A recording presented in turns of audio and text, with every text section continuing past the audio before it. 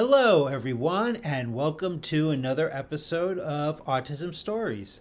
I'm your host, Doug Bletcher, the founder of Autism Personal Coach. Autistic people are the true experts of the autistic experience, and Autism Stories is where we interview autistic people to learn from their stories, experiences, and get their insights. If you'd like to be notified about each week's episode of Autism Stories, we suggest you subscribe on your favorite podcast listening platform. We would also appreciate it if you could give us a positive rating and review, as it will help others to learn about autism stories. I often look at autism stories as such a great opportunity for education for all of us at better understanding about the autistic experience because there is still not enough education out there, especially from learning from us as autistics ourselves. So that's why I'm excited to talk with Zhara Astra on this episode. Zhara joins me to discuss teaching a class, understanding neurodivergent women, as well as we get into a discussion about female autistic characters in media. We hope you enjoy today's conversation. Zhara, thanks so much for joining me today. Thank you for having me. Absolutely. And I'd love to start off by learning about your story and where does your story in the autistic community begin?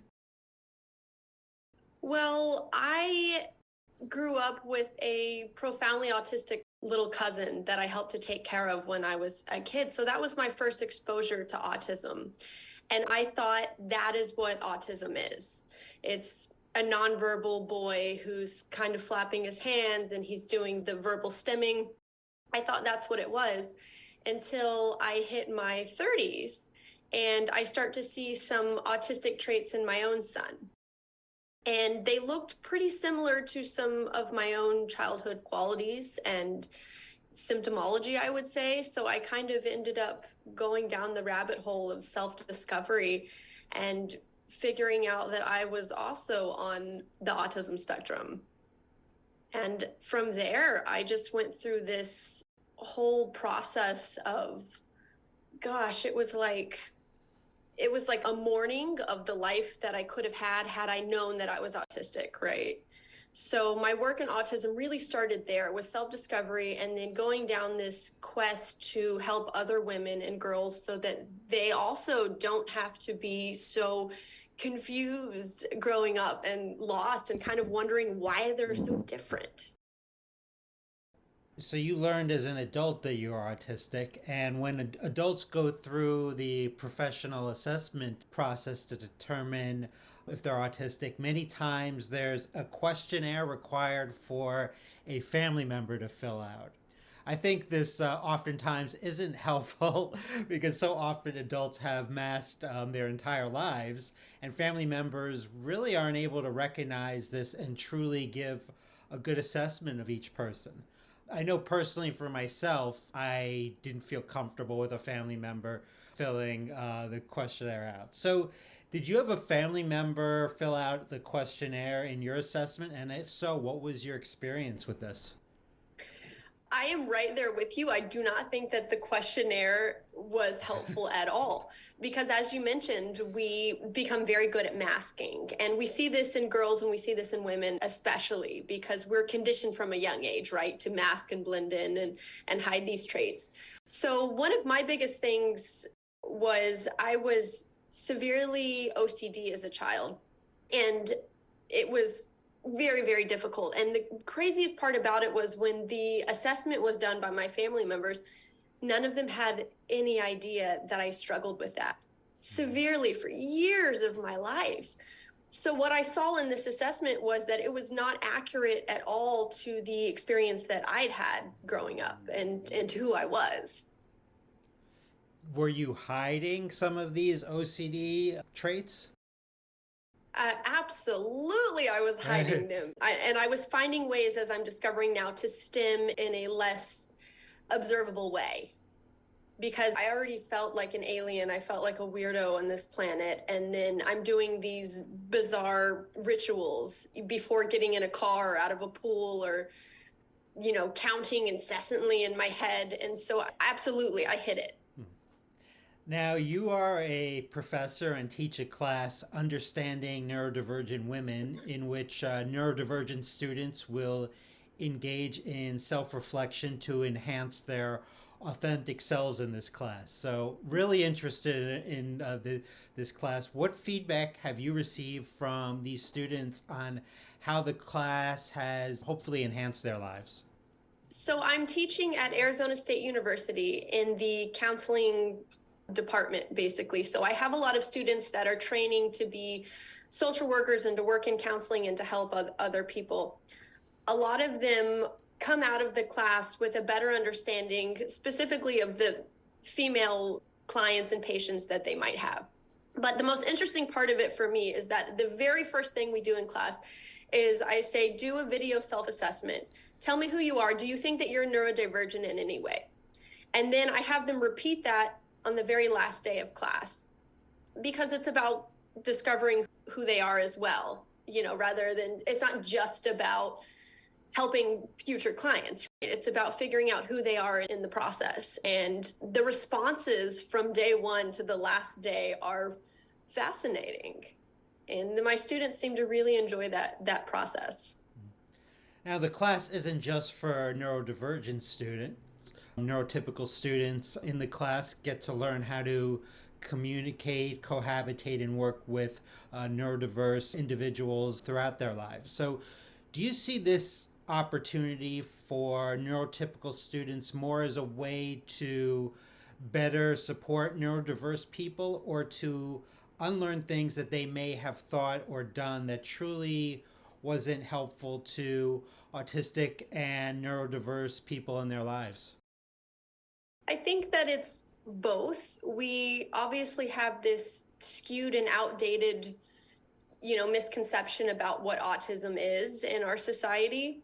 So part of it is dismantling that while also introducing them to actual autistic people, because there are a lot of autistic women that sign up for my class. So introducing them and creating this neurodiverse community in the classroom where they get to work with actual autistic women and see that we are not what they thought. We are not what society pins us as. Now, this class and this type of education, I think, is so critical. So, I wish there was more of these classes out there. So, what would be your advice to others who may want to approach colleges and universities to teach classes similar to this? Well, I think you have to just set up the meetings and go for it. What happened for me was I was having lunch with somebody that worked at Arizona State, and I said, I have this idea for a class.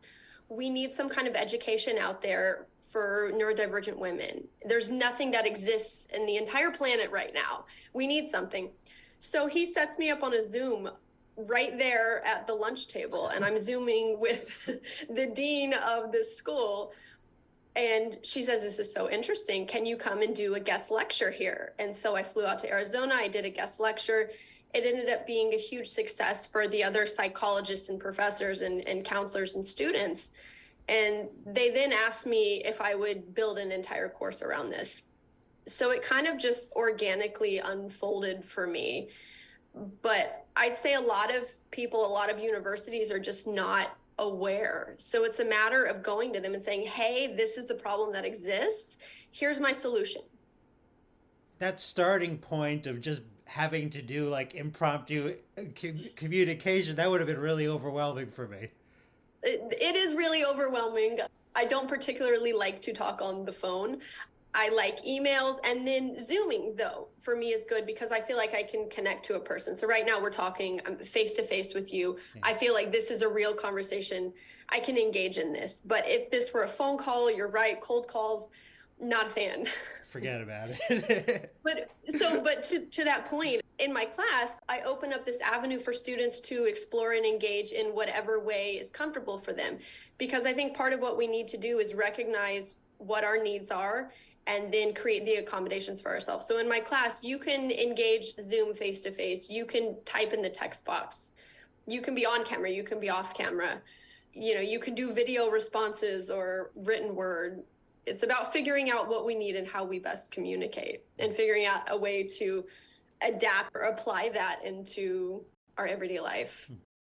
So, in addition to being a professor, you're also a screenwriter and a producer.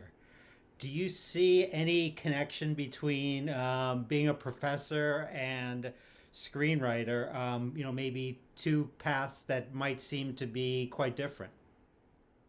Absolutely. Well, my initial idea for the course that I wanted to teach was a writing class, a screenwriting class on developing authentic female characters.